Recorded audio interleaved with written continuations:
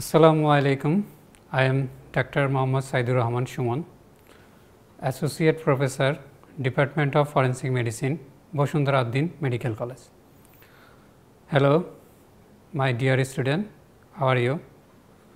I think so everybody is safe and well in your home. Today, I am discussing about our first topics, introduction of forensic medicine. First of all, we have to learn what is forensic medicine. What is forensic medicine? It may be defined as the medical science which deals with application of knowledge in each and every branch of medicine whenever and whatever it is required or necessary for taking decision in legal affairs, both in civil and criminal cases, to aid the administration of justice. Here is this thing is new to some our new student, because forensic medicine is a new chapter after completion your first phase, anatomy, physiology and biochemistry. Now, first of all, it is a branch of medicine which deals, it deals every branch of medicine like for pathology, then serology. These subjects are included in forensic medicine. Where it is required in several cases like civil and criminal. Civil cases like that there is an committing of rape, so there we need forensic pathology to find out there is an positive finding regarding the rape victim. This case is regarding to this rape case is related to criminal case, and on the other hand in civil case there is a lot of case like disputed paternity. Disputed paternity, that means the one child is claimed by two parents. In that case we have to go for DNA fingerprint. Nowadays everybody is known about DNA fingerprint. DNA fingerprint is a part of our forensic medicine. So, does this way forensic medicine help to administration of justice? Now, what is the goal of forensic medicine, learning of forensic medicine? To produce a physician who will well inform and alert about his or her medical responsibilities and will capable of discharging medical duties in medical practice. Nowadays, doctor face lot of problem during practicing their profession, like there is unusual occurrence happen to it. That is why we should learn forensic medicine properly. This help the doctor what is his legal duty, what are his responsibility towards the state, towards the patient, and how he will execute his profession properly and safely. That will teach forensic medicine. So, every one of registered practitioners should learn forensic medicine properly. And what are the other there is some objectives of forensic medicine department. What are the objectives? They examine and prepare the report and certificate in medical cases and situation in accordance with law of land. So, it is not these objectives also not apply in our private sector. It is mainly applied on the government sector, where there is a lot of responsibility regard this subject. Like that, if any, because when you are passing the examination, you will be choose government job, then you should know what are the medical cases, what are the medical situation you should handle, and what are the reports and certificate you will write. There is a lot of medical reports like autopsy report, rape victim reports, and there are a lot of certificate. It is all it is regularly you have to face that you have to write this certificate like medical illness certificate, this certificate you have to issue when a patient need to perform medical postmortem autopsy finding result and other relevant investigation to logically concluded about the cause, manner and times in death. So, we have to perform autopsy to find out the cause, manner and times is death. It is important for a forensic pathologist to find out what are the cause behind the cause of death in that case. Practice and applies medical ethics, educates duty, rights and medical negligence and legal responsibility of a physician towards the patient, profession and society and state and humanity and the large state. Medical ethics এটা আমাদের জন্য খুবই important, কারণ যে ethics এবং duty as a register practitioner আমাদের জানতে হবে। এগুলো আমরা জানবো কীভাবে? ফরেন্সিক মেডিসিনের মাধ্যমে। তো আমাদের একজন ডিপার্টমেন্টাল অবজেক্টিভ হিসাবে তো এগুলো আমাদের শিখাইতে হয়, শিখতে হয় এবং জানতে হয়, আমাদের জানাতে হয় আমাদের স্টুডেন্টকে। কারণ যখন তোমরা গভর্নমেন্ট জব করবা, গভর্নমেন্ট জবে যাবা, তখন দেখা যাবে যে তোমাদের গভর্নমেন্ট সার্ভিসের যখন তোমরা যাবা তখন তোমাদের ফরেন্সিক প্যাথোলজিতে তোমাদের পোস্টিং হতে পারে।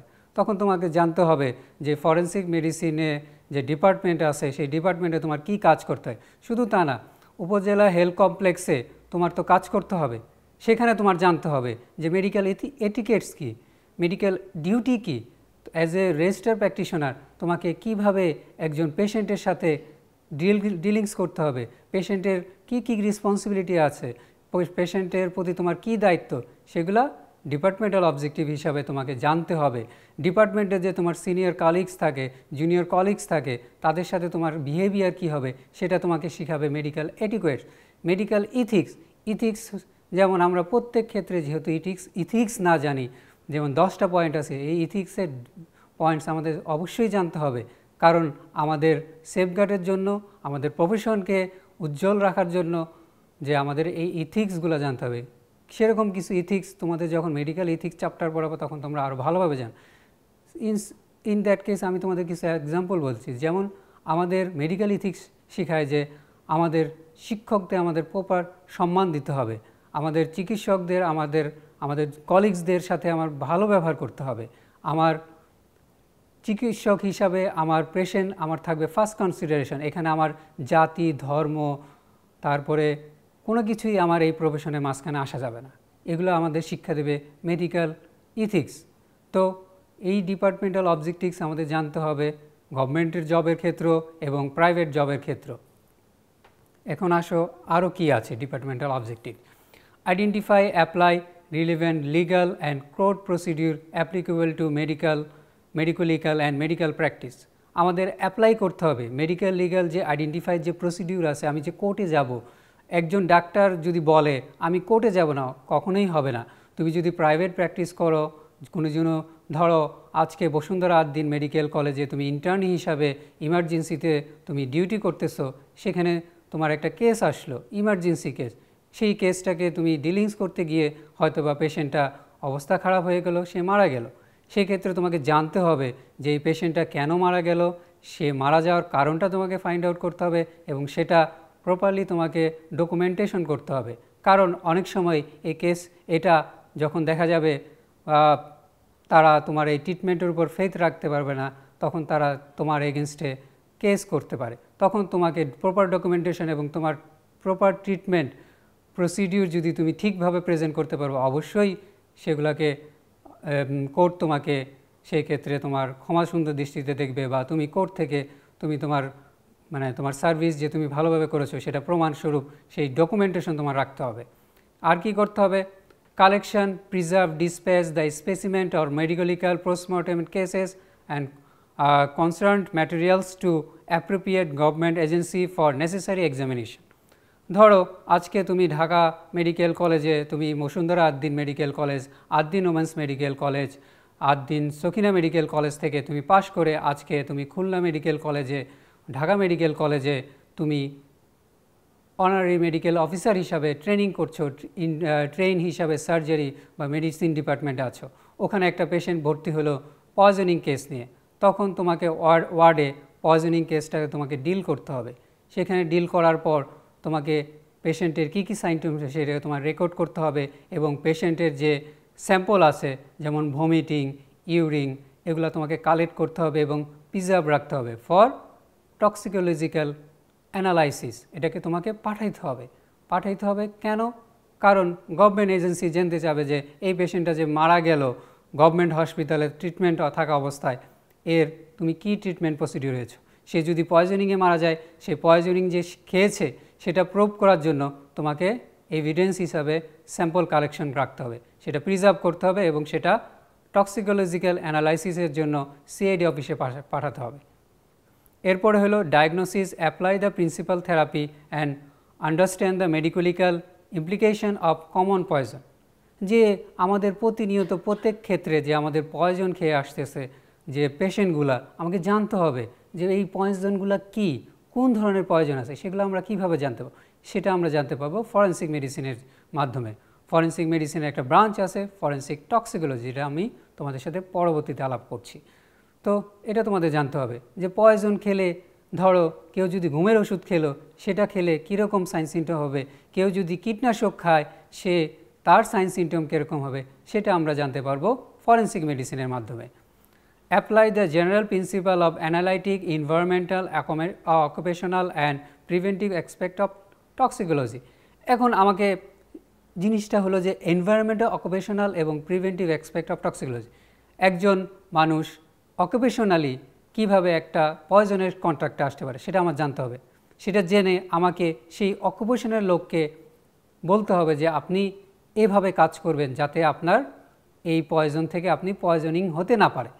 সেরকম যেমন আমাদের দেশের কৃষিপ্রধান দেশ, আমাদের দেশের লোকজন কৃষিকাজ করে থাকে, সেজন্য আমাদের দেশে কীটনাশকের ব্যবহার অনেক হাতেই বেশি।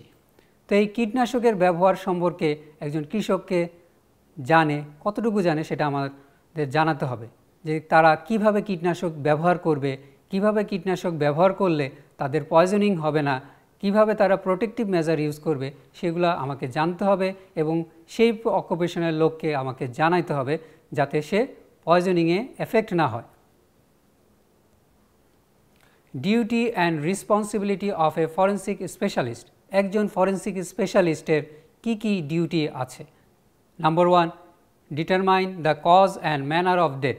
আমাকে বের করতে হবে যে একজন মানুষ কিভাবে মারা গেল, কোন কন্ডিশনে মারা গেল এবং তার মারা যাওয়ার কারণটা কি, কজ কি। এটা শুধু একজন ফরেনসিক প্যাথোলজিস্ট না, অ্যাজ এ ডক্টর আমাকে জানতে হবে। কারণ তুমি যখন ওয়ার্ডে কাজ করবে তখন তোমাকে জিজ্ঞেস করবে বা তোমাকে ওপিনিয়ন লিখতে হবে যে তোমার যে একটা পেশেন্ট মারা গেল সে কীভাবে মারা গেল, সে কি কার্ডিয়াক অ্যারেস্টে মারা গেল, নাকি সে সেরিব্রোভাস্কুলার অ্যাক্সিডেন্ট বা সেরিব্রোভাস্কুলার স্ট্রোকে মারা গেল, বা তার কি রেনাল ফেলিওর মারা গেল, নাকি ডায়াবেটিস কমপ্লিকেশনে মারা গেল। সেটা তোমাকে জানতে হবে, সেটা তোমার বুঝতে হবে এবং সেটা তোমার ওপিনিয়ন লিখতে হবে এবং সে ম্যানার, সে কিভাবে মারা গেল, কতক্ষণ আগে মারা গেল, কতক্ষণ হয়েছে সে মারা গেল, সেটা সবই তোমাকে শুধু ফরেনসিক প্যাথোলজিস্ট না, একজন ডক্টর হিসাবে তোমাকে মেনশন করতে হবে। Next, positively identify the ডিকেজ। মানে হলো আমার ডেড বডি যদি আসে আনআইডেন্টিফাই, সেই ডেড বডিটাকে আমাকে আইডেন্টিফিকেশন করতে হবে। সেই আইডেন্টিফিকেশন আমরা কিভাবে করি? সেটা আমরা করি ডিএনএ ফিঙ্গারপ্রিন্টের মাধ্যমে। তো তোমরা অনেকেই সিআইডি দেখো, সিআইডিতে তোমরা দেখো এবং ডিটেকটিভ মুভি দেখো, সেখানে ডিএনএ ফিঙ্গারপ্রিন্টের কথা তোমরা শুনেছো। এটা তোমাদের যখন আমরা ডিএনএ ফিঙ্গারপ্রিন্ট চ্যাপ্টার বলবো তখন তোমরা আরও সুন্দর করতে বুঝতে পারবে, কারণ আমাদের forensic medicine is a very interesting subject. It will help and it will make you, I will make you more interesting to you. Now, determine the time of death. একজন মানুষ যখন কতক্ষণ আগে মারা গেছে সেটাকে তোমাকে ডিটারমাইন করতে হবে। এটা একজন ফরেনসিক প্যাথোলজিস্টের responsibility and duties. Document the injuries and natural disease. আমাকে কোনো জায়গায় কেউ যদি পড়ে, ধরুন রোড ট্রাফিক অ্যাক্সিডেন্ট হয়ে কেউ যদি ব্যথা পেলো বা ব্যথা পেয়ে তার হাত, সেই ইনজুরিটা কীভাবে হলো, তার হেড ইনজুরি হলো না তার ফ্র্যাকচার হলো, সেটা তোমাকে আইডেন্টিফাই করতে হবে। এবং ন্যাচারাল ডিজিজ যেগুলো আছে, যে এখন আমাদের করোনাকালীন যে ডিজিজ হচ্ছে সেটা একজন ফরেন্সিক স্পেশালিস্ট জানতে হবে। এটা কি নর্মাল জ্বর বা নর্মাল ইনফ্লুয়েঞ্জা কারণে মারা যাচ্ছে না করোনার ইনফেকশনের কারণে এটা মারা যাচ্ছে, সেটা আমরা করব, আইডেন্টিফাই করতে পারবো ডিউরিং অটোপসি। তারপরে provide expert testimony in court as a doctor or as a forensic pathologist তোমাকে এক্সপার্ট ওপিনিয়ন হিসাবে কোর্টে ডাকবে যে ডক্টর সাহেব এই লোকটা এইভাবে মারা গেছে, এটা কি কতটুকু সত্য, বা এটা আসলে কি এই লোকটা কার্ডিয়াক অ্যারেস্টে মারা গেছে না এটা সেরিব্রোভাস্কুলার স্ট্রোক বা অ্যাক্সিডেন্টে মারা গেছে বা সেরিব্রোভাস্কুলার হেমোরেজ বা আদার কোনো কমপ্লিকেশন মারা গেছে। As a doctor, as a forensic pathologist expert opinion হিসাবে তোমাকে এটা টেস্টিমনি কোর্টে দিতে হবে। To broader aspect of forensic medicine. Forensic মেডিসিনকে আমরা দুইটা বড় হেডলাইনে ভাগ করি, একটা হলো ফরেন্সিক প্যাথোলজি আর একটা হলো clinical forensic medicine. Forensic pathology কি? It is the application of knowledge of pathology for administration of justice. Forensic pathology যেটা আছে সেটা আমরা অ্যাডমিনিস্ট্রেশন অফ জাস্টিসে যখন হেল্প করার জন্য অ্যাপ্লিকেশন করব সেটাকেই বলবো আমরা ফরেন্সিক প্যাথোলজি। কি আছে এই scope of forensic pathology? Postmortem examination, detecting the cause of death and by looking the state of internal organ, estimation of cause of death by doing histopathology of internal organ etc. মানে হলো যে আমি যে post-mortem examination করব, করার পরে আমি তার এক্সটার্নাল ফিচার দেখব যে তার এক্সটার্নাল ফিচারে সে কি হ্যাঙ্গিংয়ে মারা গেছে বা তাকে কি গলা টিপে মারা হয়েছে নাকি সে ফাঁস লাগিয়ে মারা গেছে, সেটা আমাকে বের করতে হবে। এখন এটা যদি আমি না পারি বা এক্সটার্নালে যদি আমি কোনো কিছু পাচ্ছি না, তার জন্য আমাকে বডি ওপেন করতে হবে, ডিসেকশন করতে হবে। অলরেডি তোমরা অ্যানাটমিতে বডি ডিসেকশন করা শিখেছো, নেক ডিসেকশন করা শিখেছো, বডি ক্যাভিটি কীভাবে ওপেন করতে হয় সেগুলো শিখেছো। তো ফরেন্সিক মেডিসিনেও অটোপসি লাইক অ্যানাটমি ডিসেকশন কিছুটা ডিফারেন্স আছে, সেটা তোমরা যখন আমরা অটোপসি চ্যাপ্টার পড়ব তখন তোমরা আরও ভালোভাবে বুঝতে পারবে, কিন্তু অলমোস্ট সিমিলার, কাছাকাছি। সেক্ষেত্রে তোমাদের জানতে হবে আমাদের ইন্টারনাল এক্সামিনেশন করতে হবে, অটোপসি ডিসেকশন করতে হবে, করার পরে ভিতরে ইন্টারনাল অর্গানগুলো আমাকে দেখে বলতে হবে যে আসলে সে কী কারণে মারা গেছে, সে কারণটা আমাকে খুঁজে বের করতে হবে by help of forensic pathology. এখন আসা হলো clinical forensic medicine. What is clinical forensic medicine? The term clinical forensic medicine involve an application of clinical methods for administration of justice. Clinical method applicationের মাধ্যমে আমরা যখন একটা ফরেন্সিক মেডিসিনের যে justice administration of লকে আমরা হেল্প করব আমাদের ক্লিনিক্যাল মেথডের মাধ্যমে, সেটাকেই বলতেছে ক্লিনিক্যাল ফরেন্সিক মেডিসিন। সেগুলো কি আছে? ফিজিক্যাল অ্যাসল্ট ভিকটিম, আমি জেনারেল এক্সামিনেশন করব, করে দেখব তার হাত ফুলে গেছে, তার হাতে ব্যথা লাগছে, সেটা কিভাবে সেটা ফাইন্ড আউট করার চেষ্টা করব। সেক্সুয়াল অ্যাসল্টের ক্ষেত্রে তাকে কিভাবে তাকে আঘাত করা হয়েছে, তার সাথে যে জোর জবরদস্তি করা হয়েছে, সেখানে আমরা ফাইন্ডিং দেখে ক্লিনিক্যাল এক্সামিনেশন করে আমি সে ফাইন্ডিং বের করার চেষ্টা করব। তারপর আছে এজ ডিটারমিনেশন, একজন মানুষের বয়স কত সেটা আমি ক্লিনিক্যাল এক্সামিনেশনের মাধ্যমে, যেমন তোমরা অ্যানাটমিতে পড়বা এক্সটার্নাল ডেভেলপমেন্ট, বিভিন্ন অর্গান, বডি ফিচার সেটা কিভাবে হয়, এবং তোমরা যখন অ্যানাটমিতে পড়েছো যে লং বোন, গ্রোয়িং লং বোনের যে আমরা ফিমার, এগুলার বয়স কিভাবে নির্ধারণ করে, এক্সরেতে আমরা কিভাবে করি, তোমরা অ্যাপ্লাইড অ্যানাটমিতে পড়েছো, সেই মাধ্যমে আমরা ক্লিনিক্যাল এক্সামিনেশনের মাধ্যমে, এক্সরের মাধ্যমে আমরা এজ ডিটারমিনেশন করতে পারবো। আরও আছে drunkenness, poisoning case, disputed paternity and maternity. এখন আসা হলো branch of forensic medicine. There is a lot of branch of forensic medicine. The first one, which one is forensic thanatology. Forensic thanatology, it is a branch of forensic medicine which deals with medical aspect of death. মানে হলো যে এটা forensic মেডিসিনের একটা branch যেটা আমাদের medical aspect of death নিয়ে আলাপ করবে। মানে হলো যে একজন মানুষ রাস্তায় কোনো কারণ নাই, রাস্তায় একটা dead body, unidentified dead body পাওয়া গেল। তো এই মানুষটা কেন মারা গেছে? সন্দেহজনক, রাস্তায় ডেড বডিটা পড়ে আছে। তো আমাকে বের করতে হবে যে এই লোকটা কিভাবে মারা গেছে, কখন মারা গেছে, কেন মারা গেছে। This is forensic thanatology. Next, forensic toxicology. It is a branch of forensic medicine which deals with medical and legal aspect of harmful effect of chemical and poison on human body. এটা হলো কি বলতেছে, এটাও forensic মেডিসিনের branch যেটা deals করতেছে harmful effect of poison or chemical on human body. আমাদের বডিতে যেমন ধরো লেড, আর্সেনিক, এগুলো আমাদের আছে, পানিতে থাকে, আন্ডারগ্রাউন্ড ওয়াটারে থাকে, কিন্তু এটা কি পরিমাণে খেলে আমাদের বডিতে হার্মফুল এফেক্ট হবে সেটা আমার জানতে হবে। সেটা কোথা থেকে জানবো? ফরেন্সিক টক্সিকোলজির মাধ্যমে। কি হার্মফুল ইফেক্ট হবে? এই আর্সেনিক যদি আমি বেশি আকারে খাই, অনেক দিন ধরে খাই, সেই এফেক্টগুলো আমরা জানতে পারবো ফরেন্সিক টক্সিকোলজির মাধ্যমে। ধরো একজন মানুষ লেড ইন্ডাস্ট্রিতে কাজ করতেছে, লেড, এই দীর্ঘদিন সে লেড ইন্ডাস্ট্রিতে কাজ করার জন্য একজন পুরুষ মানুষের কি হতে পারে? তার স্টেরিলিটি হতে পারে। একজন পুরুষ মানুষের কি হতে পারে? তার স্টেরিলিটি তার বাচ্চা জন্ম দেওয়ার ক্ষমতা কমে যেতে পারে। তো আমাদের জানতে হবে যে একজন মানুষের উপর পয়জনের কী হার্মফুল এফেক্ট হচ্ছে। সেই হার্মফুল এফেক্টগুলোকে আমাকে বুঝতে হবে, জানতে হবে, এবং আমাকে সেই অকুপেশনাল হেলথের সেই লোককে জানাতে হবে তাকে প্রোটেক্টিভ মেজার ইউজ করার জন্য। এরপরে আসো forensic psychiatry. Forensic psychiatry, psychiatry জিনিসটার নাম তোমরা শুনছো, যেটা হলো হোয়াট ইজ ফরেন্সিক সাইকিয়াট্রি?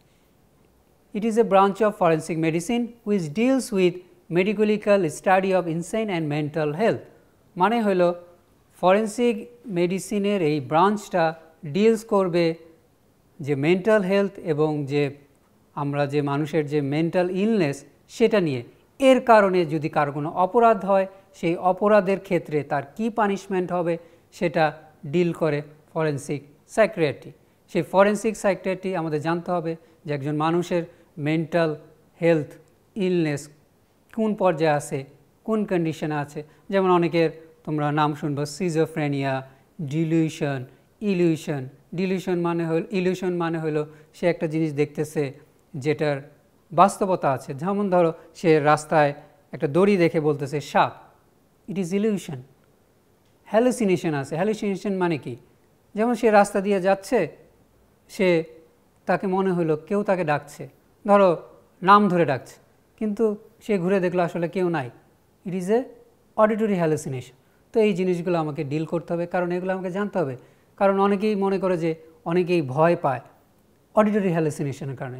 তো আমাকে এটা হেল্প করবে ফরেন্সিক মেডিসিন। এই সাইকিয়াট্রিক নলেজ মাধ্যমে আমরা জানতে পারবো যে সে তার হ্যালুসিনেশন আছে না ইলিউশন আছে, এর থেকে তার মেন্টাল কন্ডিশন কোন পজিশন আছে সেটা আমাকে হেল্প করবে ফরেন্সিক সাইকিয়াট্রি। এরপরে আসে হলো forensic odontology. It is a branch of forensic medicine which deals with science of dentistry in relation with medicolegal aspect. মানে হলো আমরা ডেন্টিস্ট্রি মানে কি দাঁত, তো আমাদের কথা হলো দাঁত নিয়ে কেন জানতে হবে? অনেক জানতে হবে। আমরা দাঁত থেকে অনেক ইনফরমেশন পেতে পারি। ফরেন্সিক ওডোন্টোলজি, যেমন একজন মানুষের যদি 32টা দাঁত উঠে তাহলে আমরা কি বলবো? তার বয়স, আক্কেল দাঁত উঠলে করবো তার বয়স 18 থেকে 25-এর দিকে যাচ্ছে। আর যদি তার 32 তার উইজডম ডিডটা না উঠে তাকে বলবো তার এখনও আক্কেল হয় নাই, মানে তার বুদ্ধি এখনও গ্রো করে নাই, তাহলে তার বয়স 18-র নিচে। তাহলে আমাদের বুঝতে হবে যে উইজডম টিড উঠলে বুঝতে হবে তার বয়স 18 থেকে 25 দিকে যাচ্ছে। আর কমপ্লিট হয়ে গেলে বুঝবো তার 32টা দাঁত যদি কমপ্লিট হয়ে যায় তাহলে বুঝবো তার বয়স 25 পার হয়ে গেছে। তাহলে এভাবে ফরেন্সিক ওডোন্টোলজি আমাকে আইডেন্টিফাই করতে হেল্প করছে যে মানুষটার বয়স কত। এভাবে আমরা বয়সকে আইডেন্টিফাই করতে পারি। আরেকটা কিভাবে?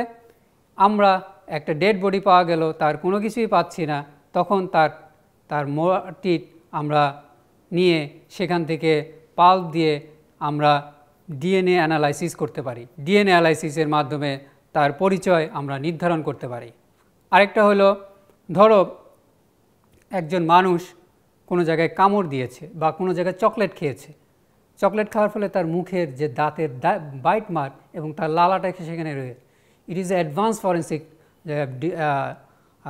টেকনোলজি ইউজ করে আমরা সেই লালার থেকে তার ডিএনএ প্যাটার্ন আমরা বের করতে পারবো, তার বাইট মার্ক থেকে আমরা তারকে আইডেন্টিফাই করতে পারবো। এখন কথা হলো যে বাইট মার্ক থেকে ওই পার্সনকে কীভাবে আইডেন্টিফাই করা যাবে? বাংলাদেশে এই সিস্টেমটা নেই, কিন্তু আমেরিকায় এবং জাপানে আমরা যেমন ফিঙ্গারপ্রিন্ট আমাদের আমাদের যে ডাটাবেস, আমাদের যে জাতীয় নির্বাচন পরিচয় পত্রে সেখানে আমাদের যে ফিঙ্গারপ্রিন্টের ডাটা এবং রেটিনাল ডাটা যেভাবে সংরক্ষণ করা হয়, সেরকম আমেরিকা এবং জাপানে ডেন্টাল প্যাটার্ন, বাইট মার্কের যে প্যাটার্ন সেটা সংরক্ষণ করা হয় ক্রিমিনালদের। তো এখানে ওই বাইট মার্ক দেখে আমি ক্রিমিনালকে আইডেন্টিফাই করতে পারবো, সেটা যদি রেকর্ড থাকে, যেটা রাখা হয় আমেরিকা এবং জাপানে, বিভিন্ন অনেক দেশেও রাখা হয়। এখন আসে হলো what is forensic ballistic. It is a branch of forensic medicine which deals with investigation of firearm, ammunition, explosive and the legal program arise from their uses. মানে হলো ফরেন্সিক ব্যালিস্টিক ডিলস করবে ফায়ারআর্ম দিয়ে, বোম এক্সপ্লোশন দিয়ে। আমরা একজনকে ফায়ারআর্ম মানে গুলি করে মারলো, সেই ফায়ারআর্মটা কোন ধরনের ফায়ারআর্ম, সেটা কি স্মুথ বোর ফায়ারআর্ম না শর্টগান, না ওটা কি রাইফেল না ওটা পিস্তল, এটা কি সুইসাইড না হোমিসাইড, এই সব কিছুই আমাকে বের করতে সাহায্য করবে ফরেন্সিক ব্যালিস্টিক। তো আজকে আমরা এই পর্যন্তই। আমাদের নেক্সট ক্লাসে আমরা ফরেন্সিক মেডিসিনের ইন্ট্রোডাকশনের বাকিটা আমরা শেষ করব ইনশাআল্লাহ। ধন্যবাদ।